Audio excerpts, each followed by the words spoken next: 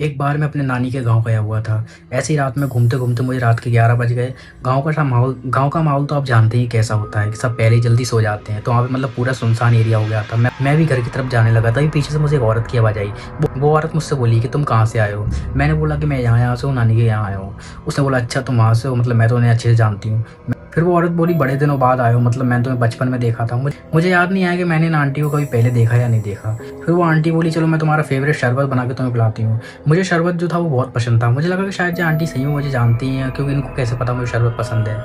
वो आंटी मुझे अपना घर ले गए। उनका घर जो था वो तालाब के पास था। मैंने इतनी बात तो सुनी थी कि मतलब लोग बोलते थे कि रात में कभी तालाब के पास मत जाना।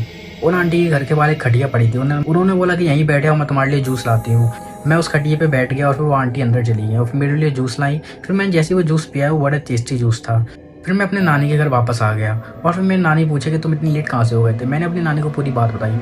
नानी ने मेरी जैसी बातें सुनी, वो बहुत डर गई और उन्होंने मुझे सीधे गले लगा लिया। बोला बोले तुझे कुछ हुआ तो नहीं, तू सही तो है? मैंने बोला ऐसा क्या हुआ मेरे साथ? उन्होंने मतलब मुझे कुछ बताया नहीं और फिर मुझे अगले ही दिन मतलब वापस शहर भेज दिया।